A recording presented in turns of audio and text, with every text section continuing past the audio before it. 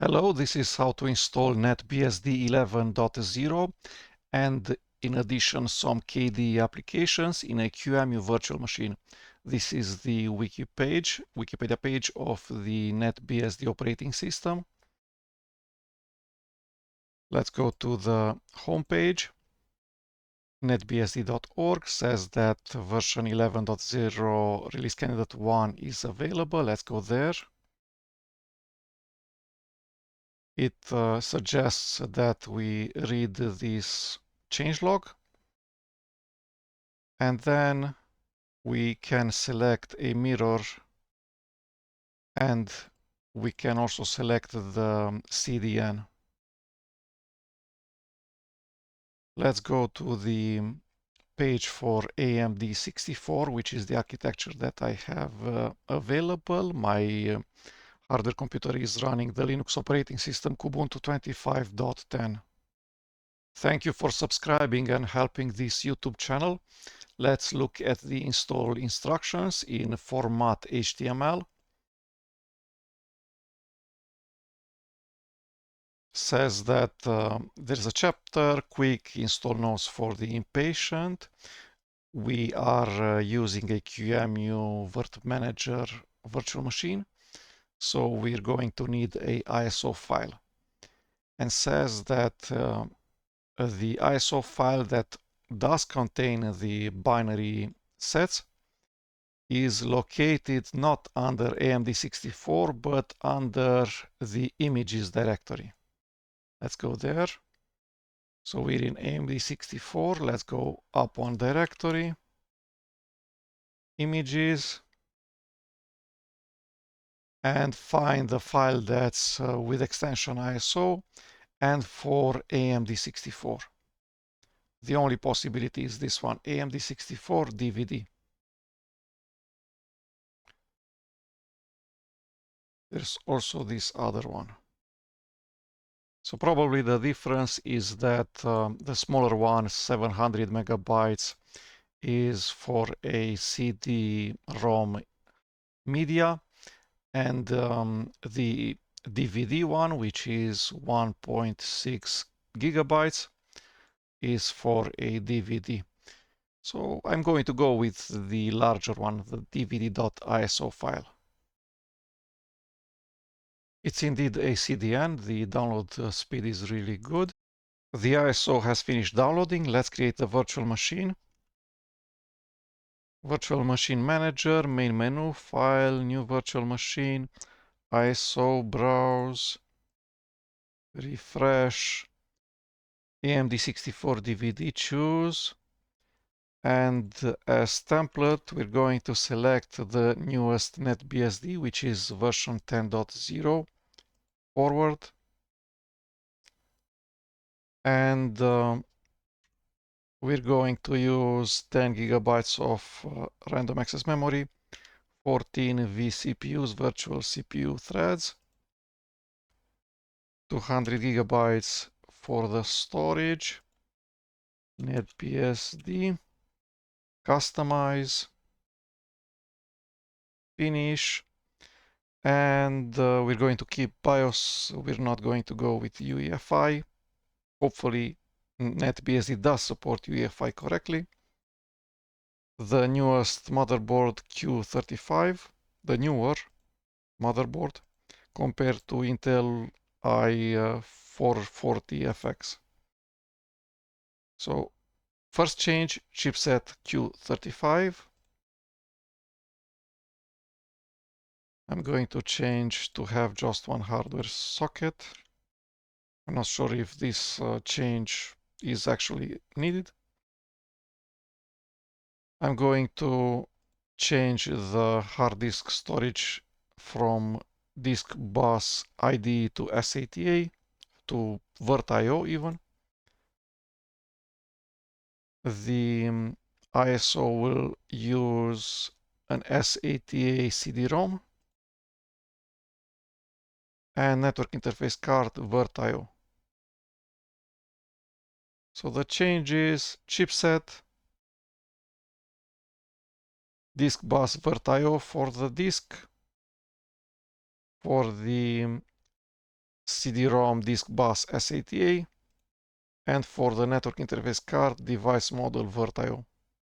Begin installation.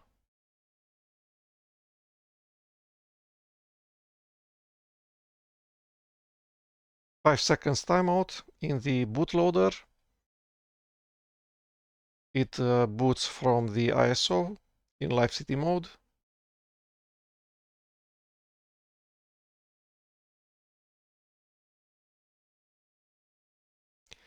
And starts the installer automatically.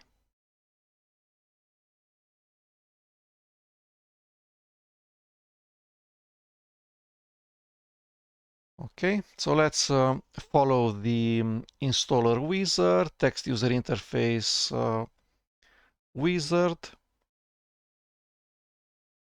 Control N, Control P, select the next previous item. Arrow keys, page up, page down.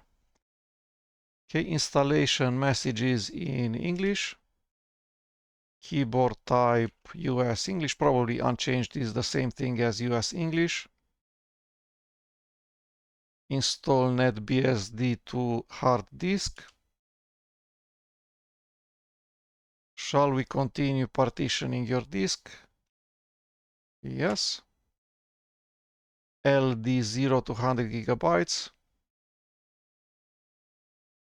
MBR. Correct geometry.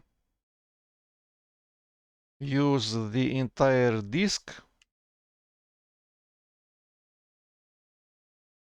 Use default partition sizes.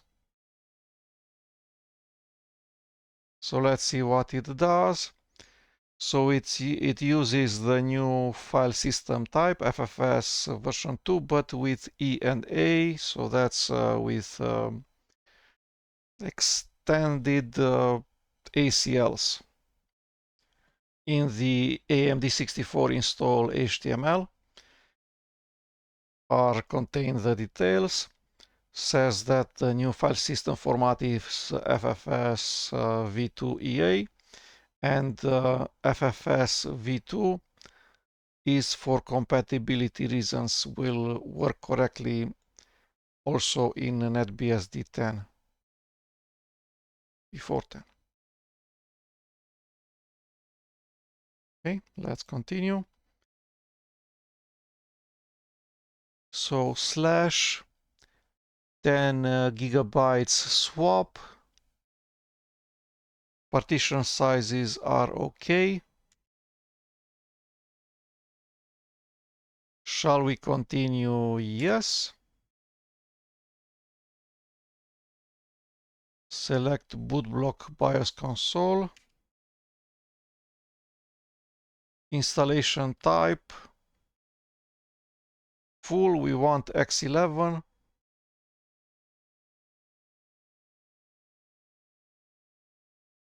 Selected all of the 19 sets.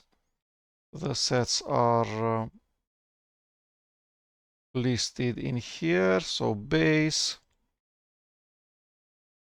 kern, modules, rescue, etc.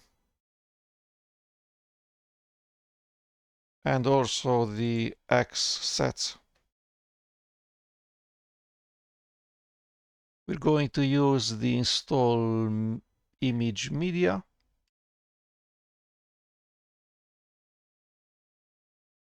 The modules, kernel modules, base system.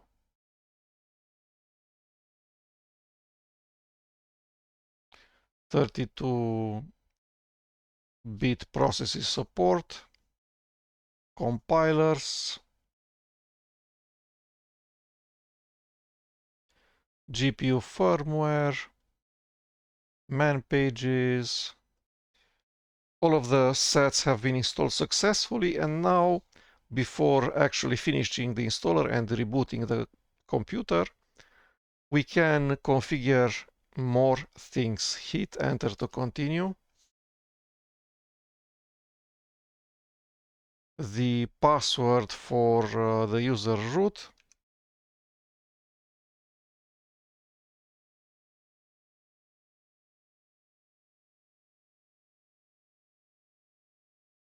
And let's see what else. Configure the network, the VirtIO network interface card.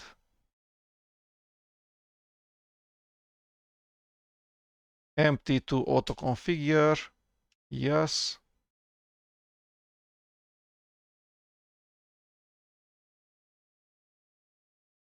I'm not sure what it's doing right now. It should just configure the virtual machine to use DHCP, and that's it. Your host name, your DNS domain.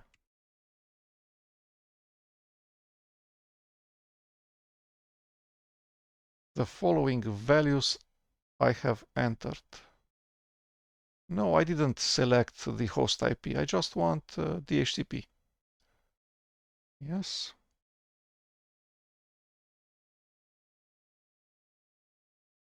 Time zone,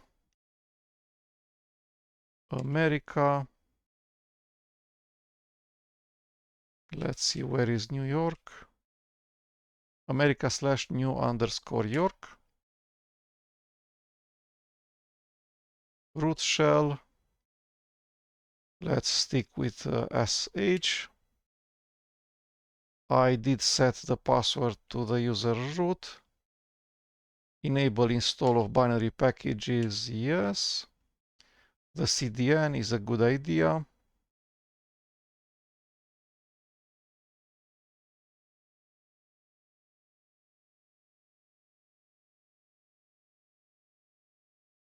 Install package in and update package summary.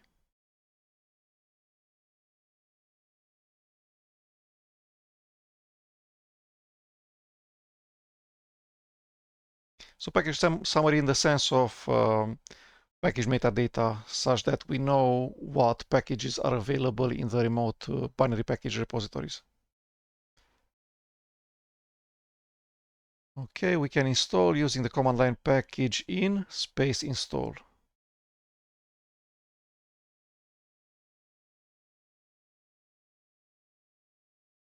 Next up, fetch and unpack package src.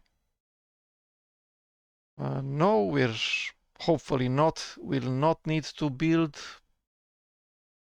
NetBSD package src packages from source. We want the OpenSSH server,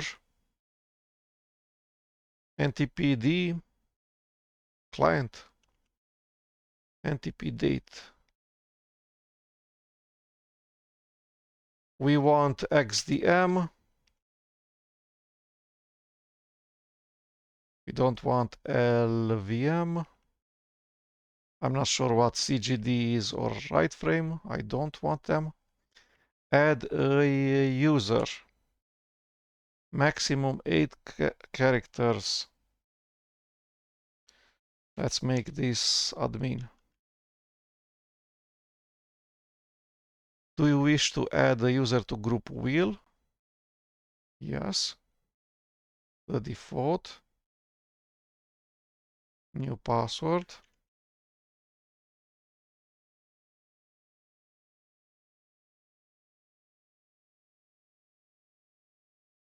And that's about it. We have installed the sets. We have the X11. We have a desktop manager, XDM. There's probably an X11 session. And the OpenSSH server is installed and running, which will allow us to connect remotely to the virtual machine using SSH. And then I'm going to try to install on the virtual machine a RDP remote desktop protocol server or a VNC server, such that I can connect also in graphical user interface mode. Finished configuring.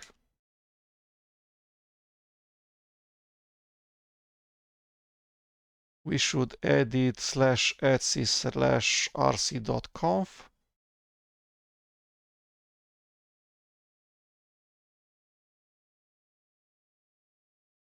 And exit install system. Reboot the computer, option D.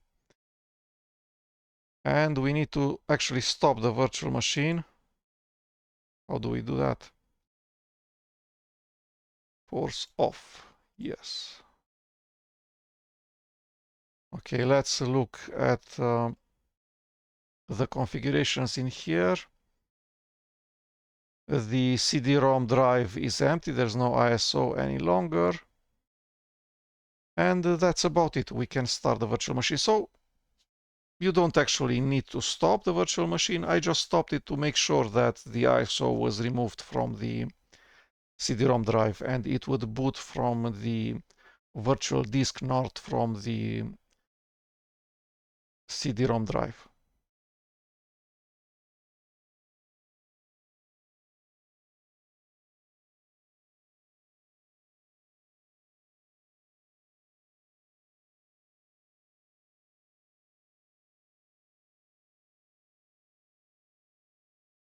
DHCP CD, the DHCP client probably.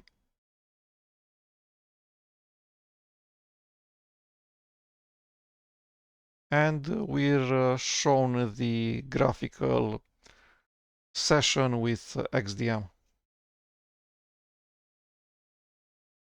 Okay, let's see if we have an IPv4 address. Let's see if we can connect using SSH.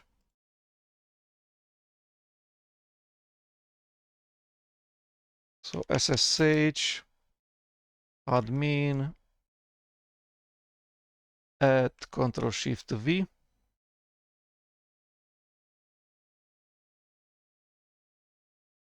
Says no route to host. Unfortunately, XDM seems to not work for me. I actually don't want XDM to run all of the time. It's okay if if the virtual machine boots in text mode only. So let's see if we can fix that. I have rebooted and I'm trying the second option in the bootloader, boot single user.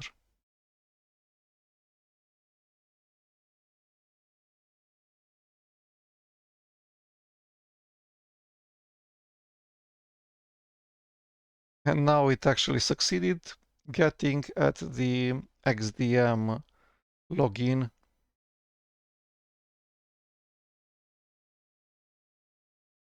So somehow I need to at least enable the SSH server or see if the DHCP client works.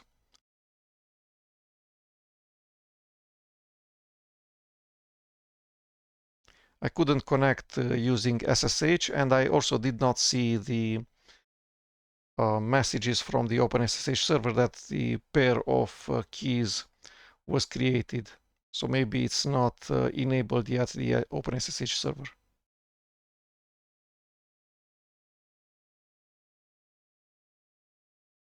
So the takeaway here is don't enable XDM like I did. That was wrong. So do enable the SSH server in installer, but don't enable XDM. I'll probably need to just delete the virtual machine, recreate it from scratch, and do that. So at the very final steps, don't enable XDM, do enable SSH.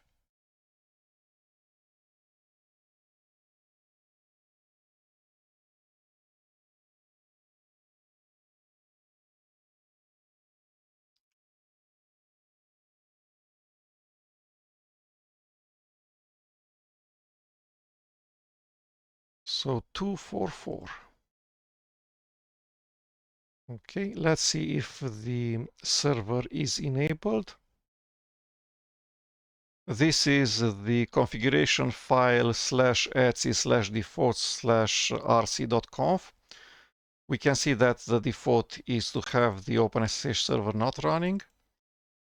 So we're going to need to edit /etc/rc.conf and make sure in there there's sshd equals yes. Let's see how we do that. How do we start a terminal? Okay. /etc/rc.conf. Let's actually make a backup.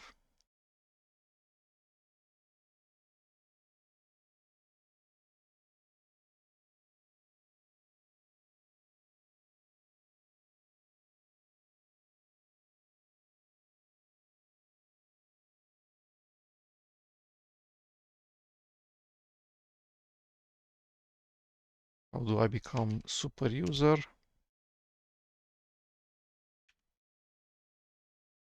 Ask for the password of the user root. Let's see if copy paste works with selection, not with clipboard. Okay.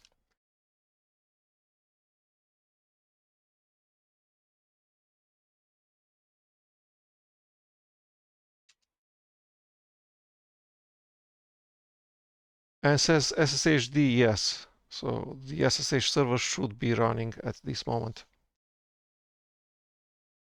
which is strange.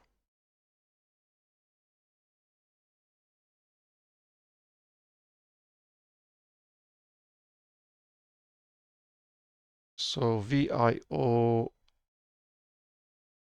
IF0 192 168 122 244.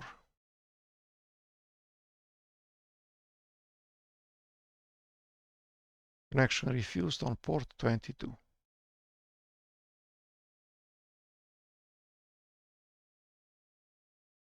And pinging does work. And when we boot, it says that there's an error with the SSH server. Let's see the service command. Service start.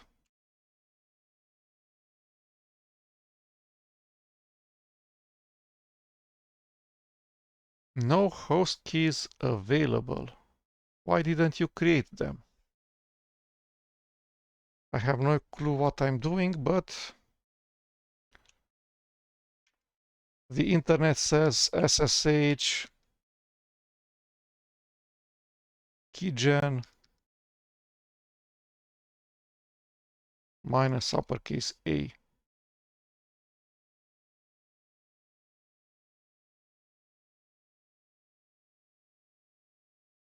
Okay, so for some reason SSH minus keygen space minus A failed somewhere during the installer.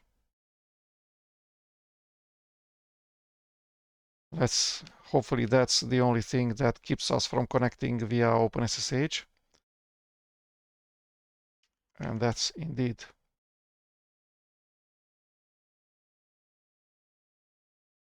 Okay, let's become super user. And as fast as possible, let's stop the XDM.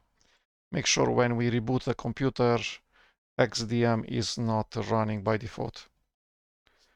That's vi/etc/rc.conf. And this thing should be no.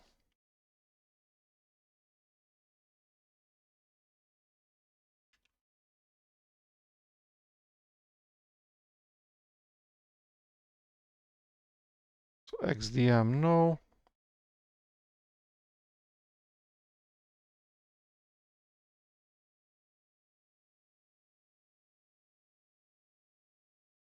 And we should reboot. So either reboot or shut down -R space now.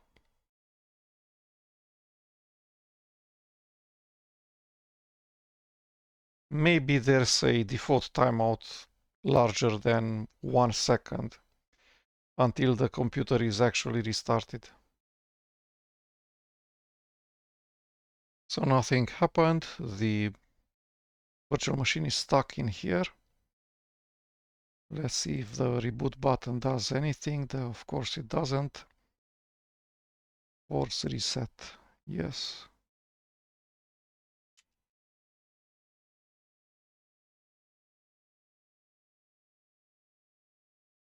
So the virtual machine could finish booting correctly. It booted in text mode. Let's see if the IPv4 address has changed. Hopefully not. 244. I could connect over SSH. We'll continue reading the instructions, install.html file. So this is the list of sets we have installed. We have used an ISO for the CD-ROM, for the DVD image. We have used systinst, which is the text user interface installer wizard. We installed, we booted, we did partition. And then it says additional steps. There's the post-install manual. Let's see what that is.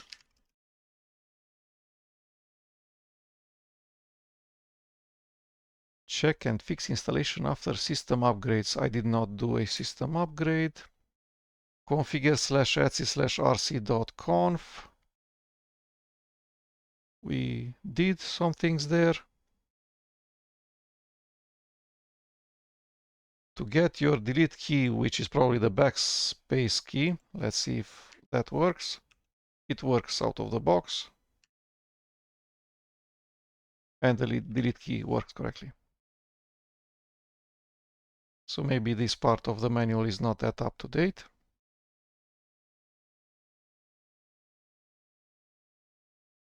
The network interface card works okay. We're connected via the network interface card using the SSH protocol. I have an account named admin. X11 is installed. We can install more packages. And there's also a list of packages. So AMD64 11.0.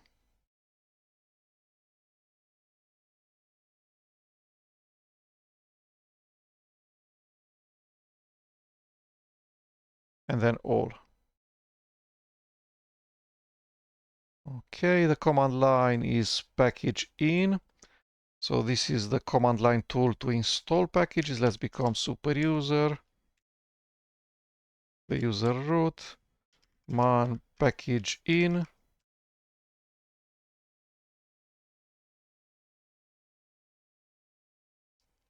So list to install what's already, to list what's already installed. Install to install a package or a list of packages. Search, remove, update, and upgrade. I have seen these verbs before in DNF and APT. Okay, so let's do that. Package in, search, MC,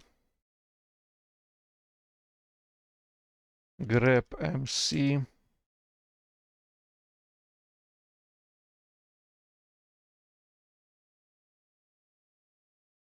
Okay, probably this guy. Old branch. Package in, install MC. So this is the text user interface file manager. Let's see if there's GNU Nano.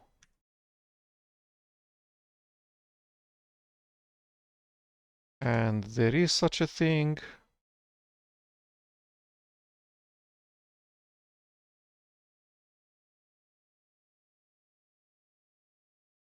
Yeah, the speed of downloading or installing packages is not that great. Let's install more. Let's search for Emacs.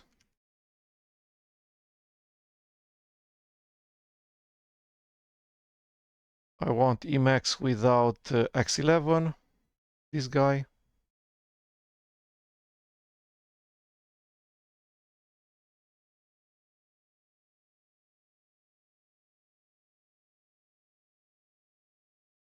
Okay.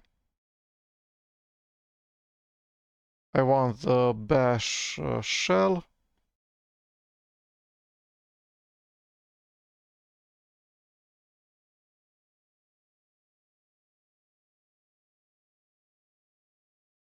Let's see what this file says.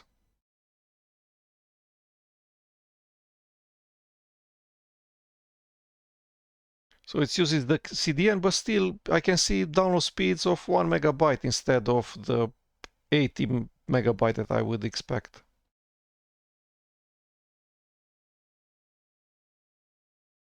Okay, so let's continue installing bash.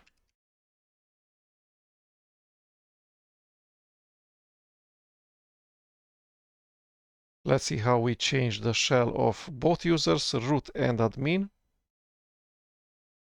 Okay, I searched NetBSD how to change shell to bash.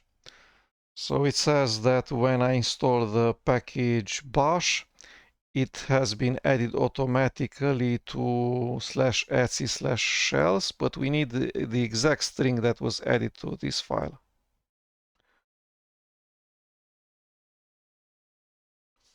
So we need this exact string. We're now the user root. So change shell -s and this thing. And exit.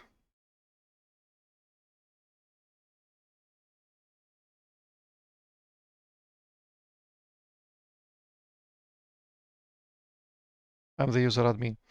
I should disconnect from the SSH connection. I pressed Ctrl D. Let's reconnect.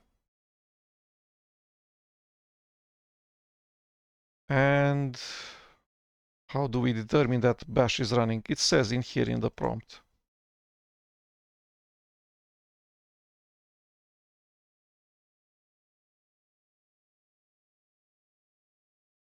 So we can see a bash running as the user admin. PS3 does not exist. Top does exist.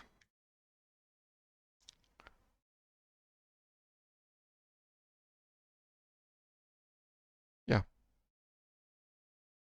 It seems to me that bash is the shell of the user admin.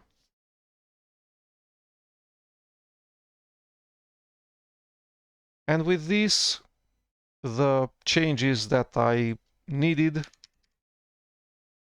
for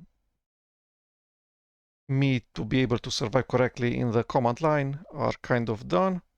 Maybe I would install the compilers, but they're part of the comp set. Let's see if that's the case. Which CC, which C++.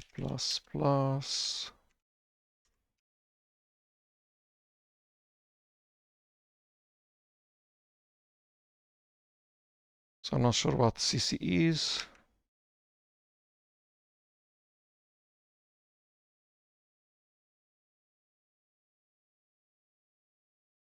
Copyright 2022. This is probably GCC 12.5. That's good. And maybe install Git. And from now on, I need to figure out a way to install a graphical user interface session, an X11 session that allows me to run KDE applications inside. Let's see in the list of packages what do we have related to KDE. Let's see the window manager, kwin. I cannot prove that kwin exists. I can see the KDE frameworks version 6 libraries, the majority of them. There's 80 of them. Okay, config looks okay.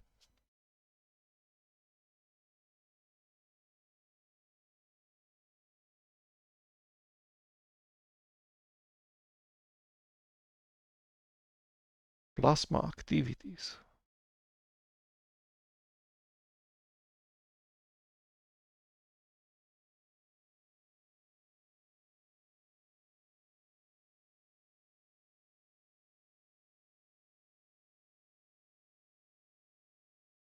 I'm going to guess that the full KDE Plasma X11 session is not packaged for NetBSD because I cannot determine that the system settings are available or kwin. So we're going to install another X11 desktop, something that's similar to KDE Plasma, and then run KDE software inside that X11 session. There's the text editor Kate.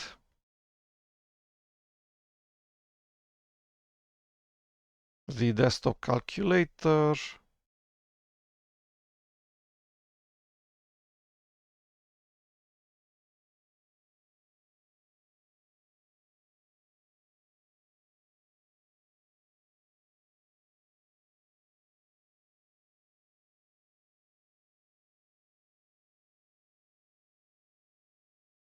The list is sorted alphabetically, but the package names starting with a uppercase are first, and then the ones using start with package names starting with a lowercase. So even the archiver is there, so most of the packages and graphical user interface applications that I would expect from KDE Plasma I can see here. Let's see if there's a web browser. Firefox is there, and even the Firefox ESR version. So let's try to connect to the virtual machine in graphical user interface mode. I couldn't find a package for the remote desktop protocol server XRDP. Let's see if there's tigervnc available. It is. Let's install it.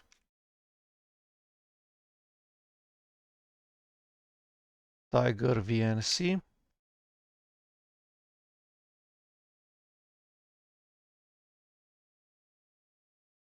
Yes. FLTK, the toolkit. An X library.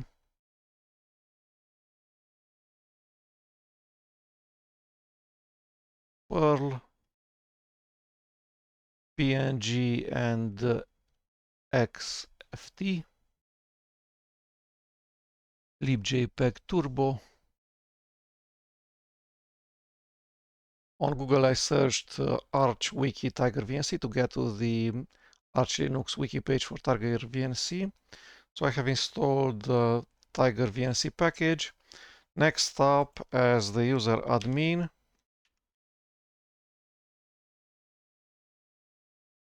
we should run VNC password.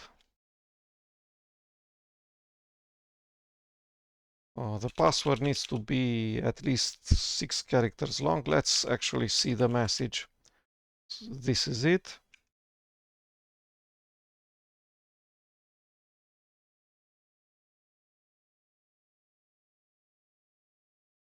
Would you like to enter a view-only password? No.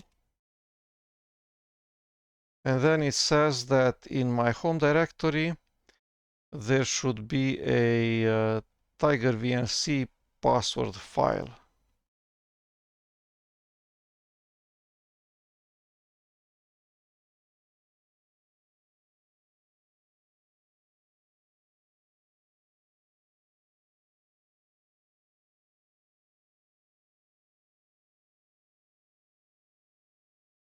And it's indeed 600. Okay. Next up, it says that we should specify a configuration file such that tigervnc knows what desktop session to start. Okay, let's see if there's such a thing as the X sessions directory.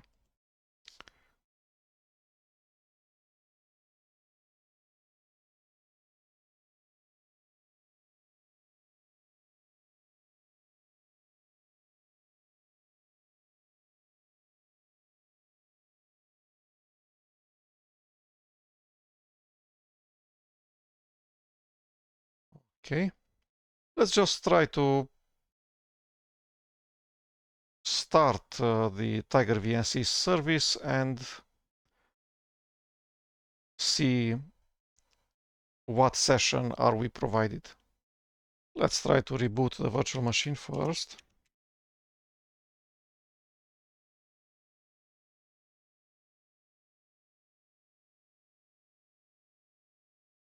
System going down immediately.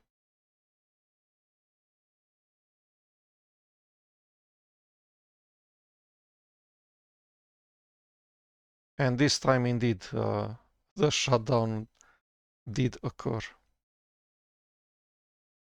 So maybe if I run reboot, it will work correctly, the command line reboot, but with shutdown -r space now, it did work in the first try. So that's because once I have entered the command line reboot and nothing happened for minutes. Okay. Says that there's an executable VNC server. Let's start that. Okay, so let's do what we did, which is connect using SSH protocol. Make sure we're the user admin. Start the VNC server. Unfortunately, it did not run in the foreground, so we can't see its output.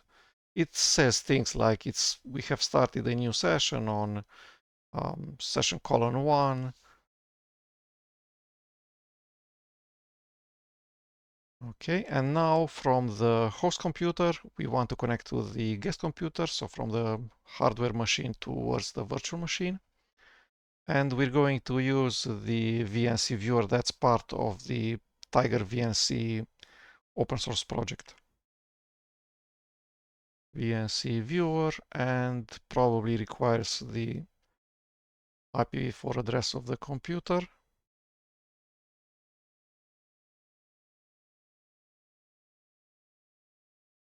It says that session 0 is not available.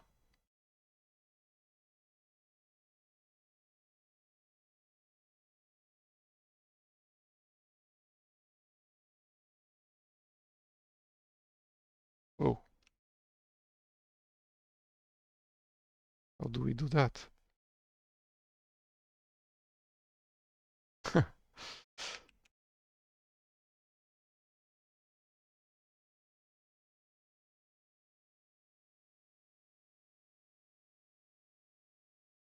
So VNC viewer --help is not shown on standard output, but on standard error.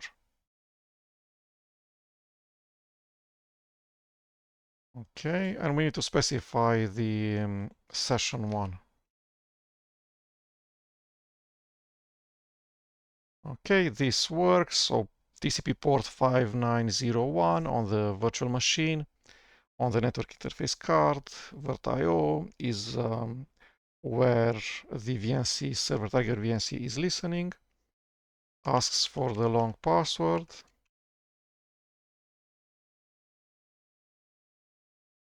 And the tigervnc VNC server has managed to start a X11 session, which is exactly the same session that XDM starts inside the virtual machine.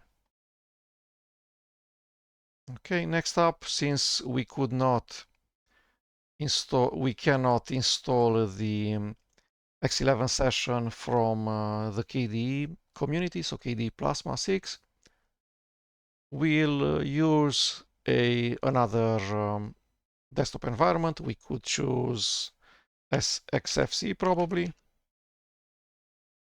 or LXQt.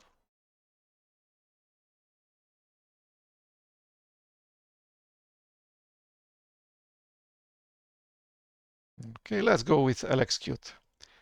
So become super user, package in install LXQt, and console and kit.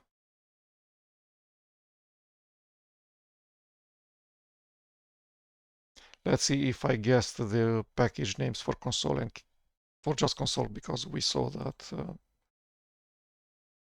the package name for Qt is actually Qt. So it's going to install many Qt 5 modules for LXQt, because LXQt still uses Qt 5.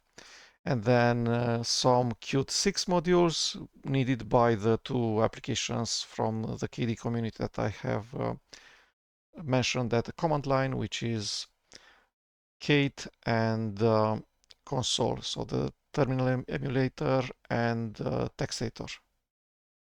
Let's proceed.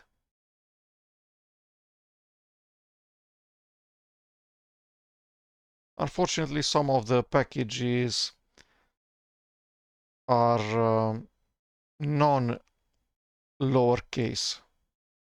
So some package names are not just lowercase characters.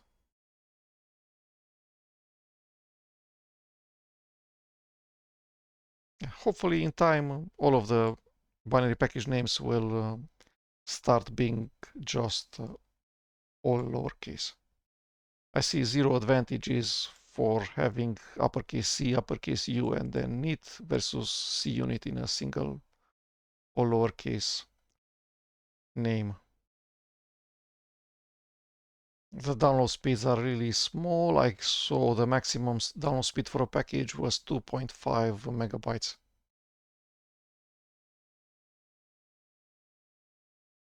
Yeah, hopefully these things improve. Either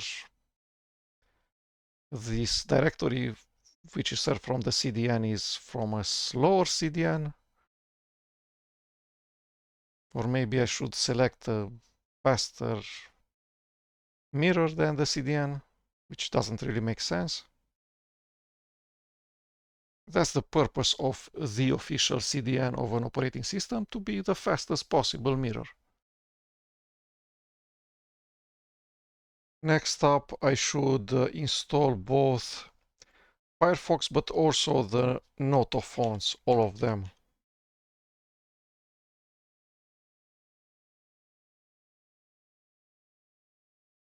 So this thing. So package in install. What's happening?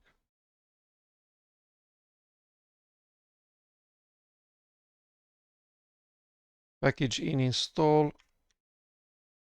Let's see if middle click. Let's just install from here.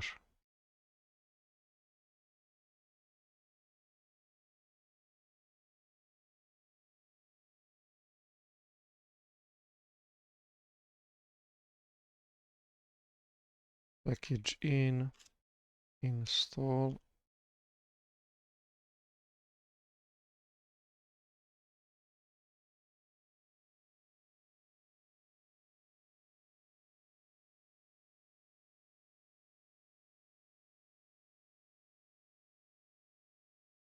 So I'm selecting and then pressing the middle click button.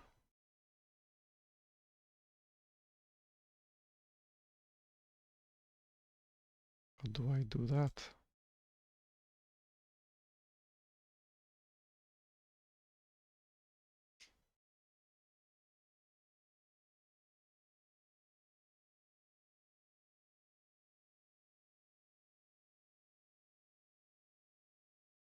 And Firefox. This is going to take a while. 1 gigabyte of files to download.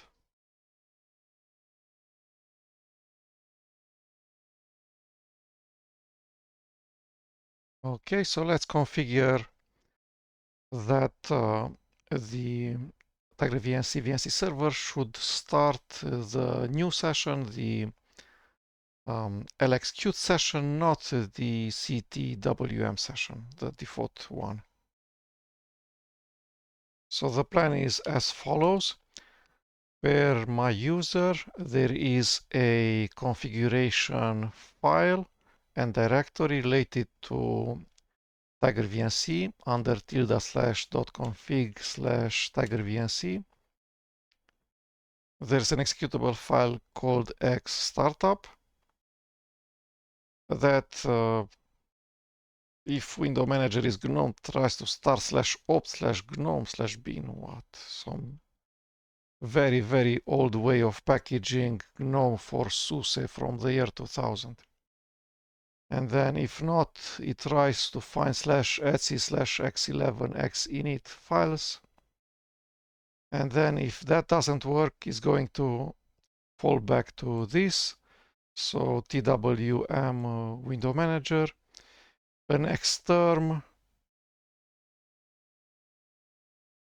and a solid gray background.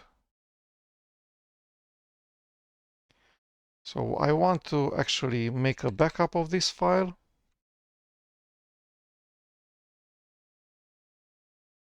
How do we do that?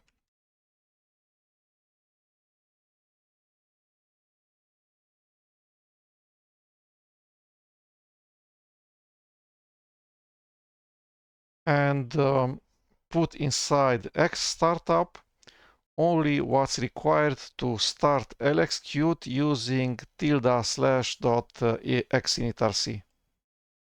So in fact, just one line.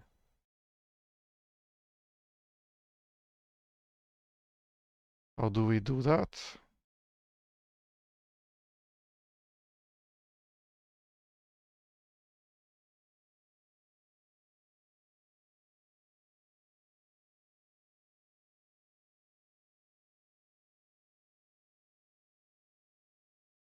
Exec. Let's see if copy paste works. It does. So exec lx start LXQt and a trailing new line.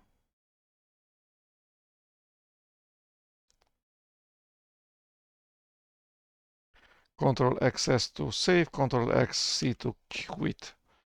We could have used nano. It's simpler. And this should be it. I'll either stop the tigervnc server or restart the computer. It's just easier to restart.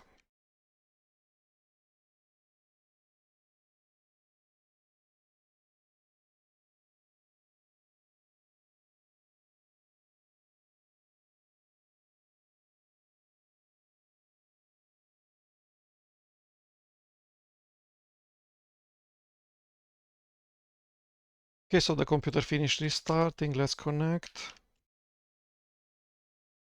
And let's start the tigervnc server. Let's look a bit at the man page of VNC server. Let's see if we can start it in foreground.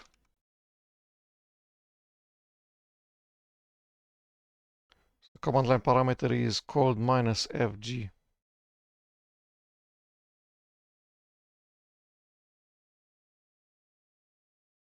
Yeah, hopefully it works. So VNC server -fg and then :1, which is the VNC session. And we still don't see any messages.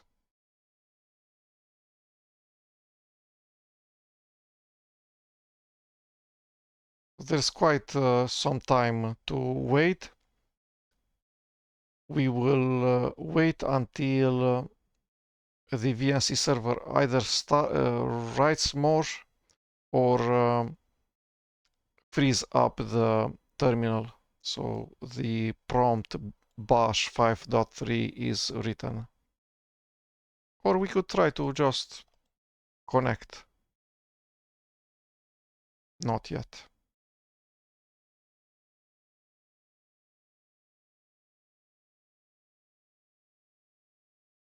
Okay, so we got some text. Finally. So NetBSD is the host name, the name of the local computer, and then VNC session :1. It says that it's running ~/.config/tigervnc/x startup, which is what we wanted. And hopefully now we can connect. There's this reconnect button. Attempt to reconnect, yes. And now it asks for the password.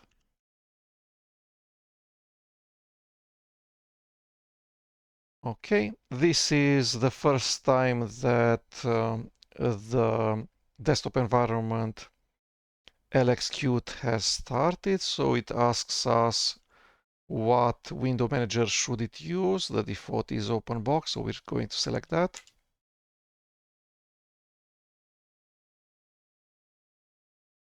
And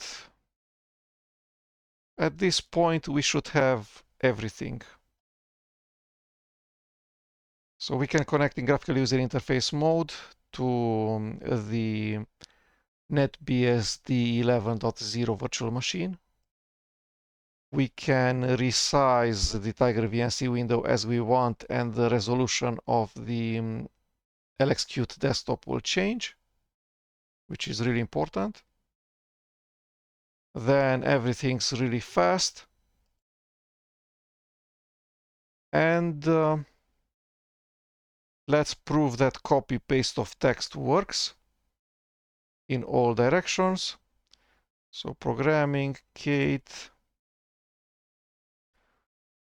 the welcome page, show for new window, middle click to close the tab, and it works. Let's copy text from the host machine to the guest machine. It does work, but the fonts are really, really strange, although I have installed all of the possible Noto fonts.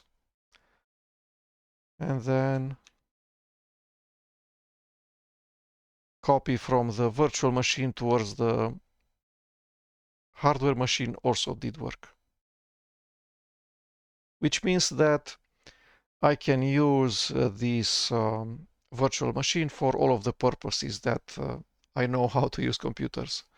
You can't run GPU intensive tasks probably because you're over a VNC connection, but other than that, I can do anything. I can develop, edit files, even run the web browser because I have enough random access memory, 10 gigabytes, but I'm not forced to run a web browser inside the virtual machine. I could just use the web browser on my host machine, on the hardware machine, because copy-paste of text works correctly. But still, we have installed Firefox inside the virtual machine, so that should work. Browser, web browser. What is that? Where is the terminal? Console. Okay. Firefox, are you in there?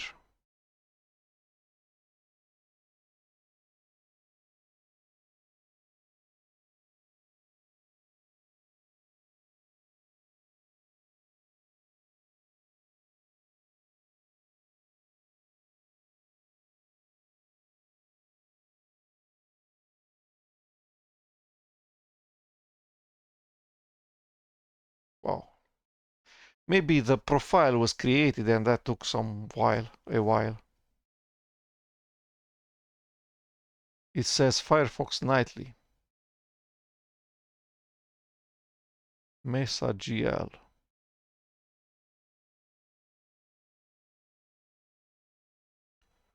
Yeah. It's probably trying to use GPU acceleration. That's what LLVM says to me. And then Mesa and then GL.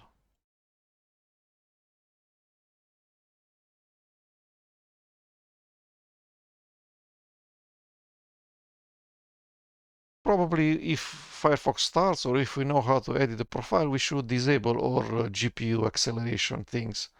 So no hardware accelerated video playback, no hardware accelerated compositing. Don't use GPU, the hardware GPU for anything. If not, maybe we're going to have better luck with Firefox ESR. Let's see if that's the case. So su minus package in Firefox minus ESR.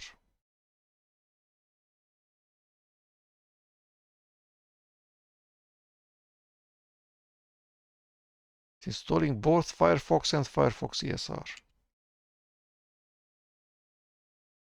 That's strange.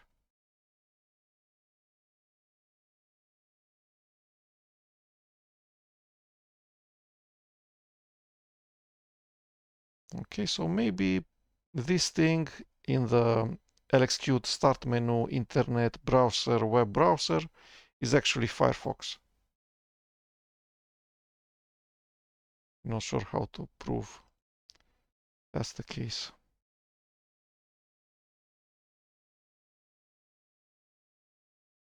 But still, again, we don't really need a web browser inside the virtual machine because a better web browser is running on the host hardware machine where I have all of my bookmarks, history, online accounts, everything. If Firefox just fails to work and we don't find a way to edit its configurations without actually starting Firefox, then there's alternative web browsers, probably the one from the KDE community might be available in here. Let's see if Web Engine is available. Nope. So maybe the Qt module, Qt Web Engine, depends on the engine of Google Chrome, so Blink, and that's not ported yet to NetBSD.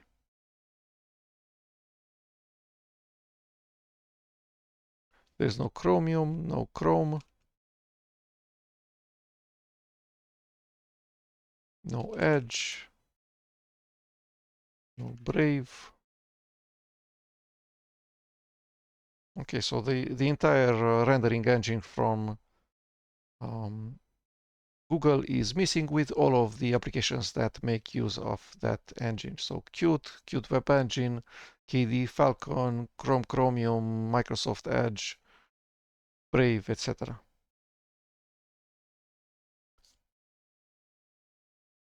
What about the web? Whoa, I was searching for whole words.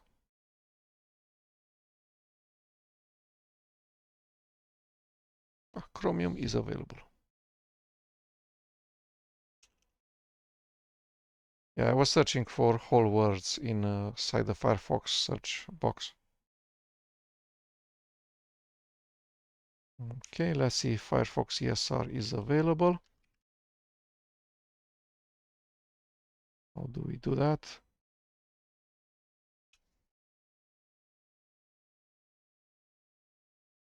Yeah, there's just two, and we'll need to guess which is which. Let's click on both.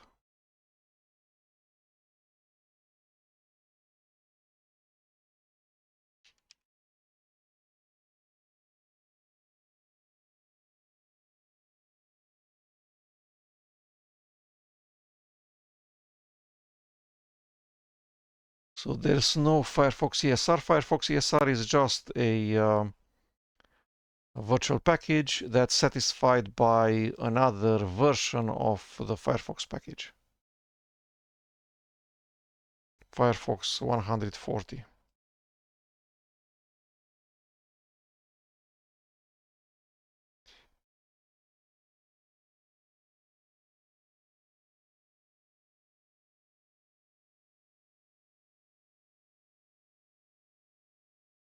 So there's Firefox 145, 140, and ESR.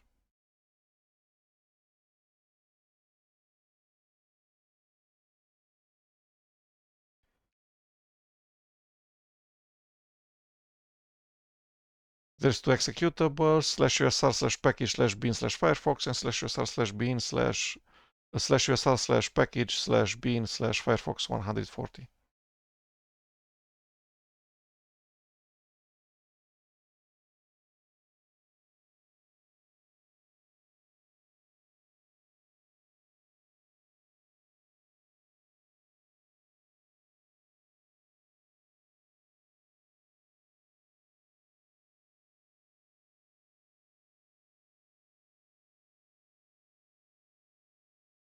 Package in install. So Chromium BSU is the game and Chromium is the web browser, hopefully.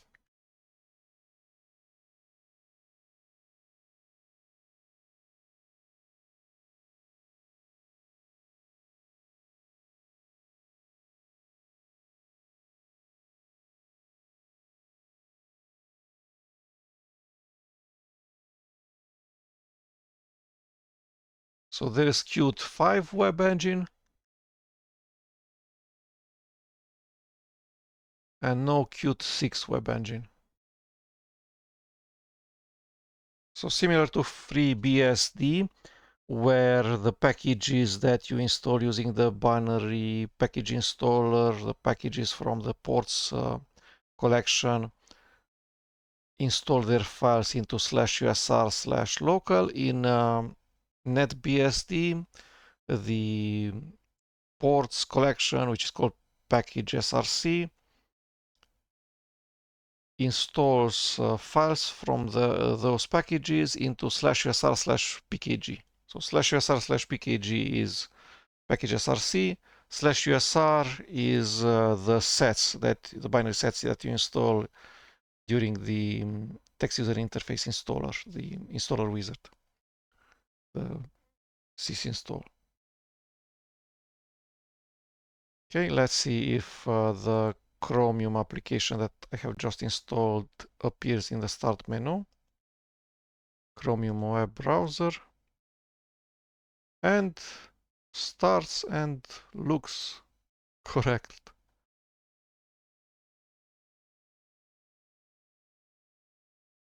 So both Firefox 140 and the newest Firefox crash, and it's something related to LLVM code generation target schedule.cpp. I sense that this can be worked around by either providing some environment variables to the executable Firefox or editing the settings if the application starts, or if you know how to edit Firefox configurations without actually starting Firefox.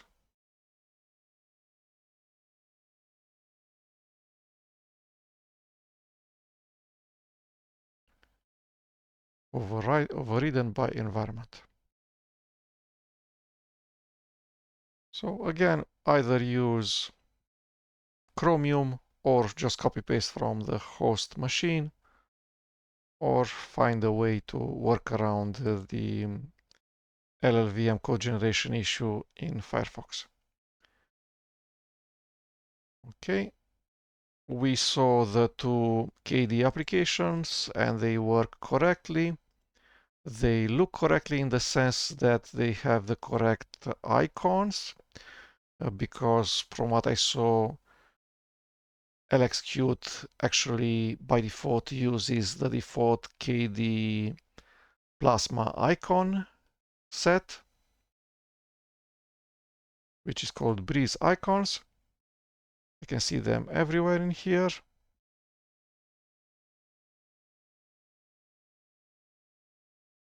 And this is a Qt widgets application, console and Kate, both of them. And they use the Qt widgets theme from the Qt project. So this is probably Fusion. And the KDE community would prefer that KDE applications use the default KDE Qt widgets theme, which is also called Breeze.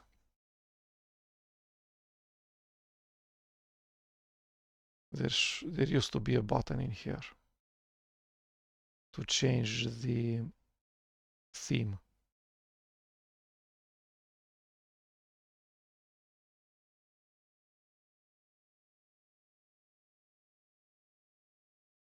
I'm not sure if the Breeze Qt widgets theme is available for NetBSD. The applications, the KDE applications, have maybe not been tested using this default theme from the Qt project, from the upstream Fusion. For instance, for me, this what I see here is not okay. I'm not sure why this spinner is truncated to the right, why there is a left-right scroll bar, why the scroll bar has a dark vertical line to the left but not to the right, why the vertical scroll bar goes up to the tab bar.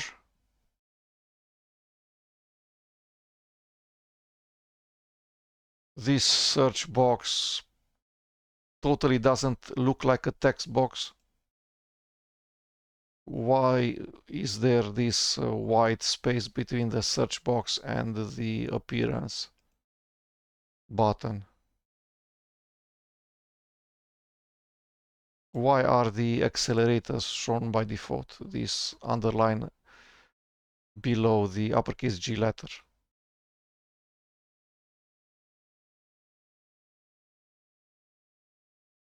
Yeah. The Qt widgets theme, it just doesn't look okay to me. Yeah, I could survive for an hour or two, but then I'm going to search for the Breeze Qt widgets theme. So this is it. We could do everything we envisioned and hoped with this new version of NetBSD, NetBSD 11.0. There's newer software available, a ton of the KDE applications are now using Qt 6. There's many KDE games such as this Bovo one. Let's install a Mahjong game and then that should be it.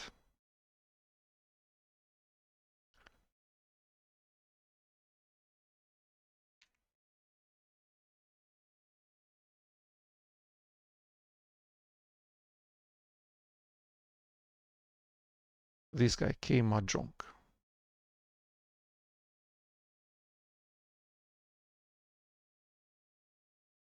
Alt backspace, middle click paste, proceed.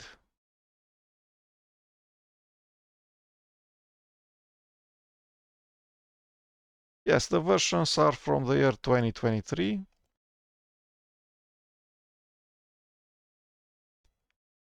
But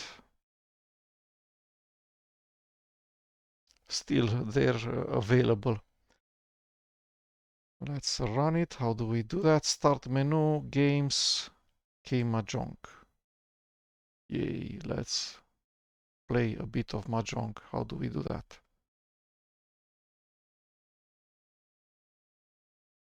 Like this. Like that. Like this.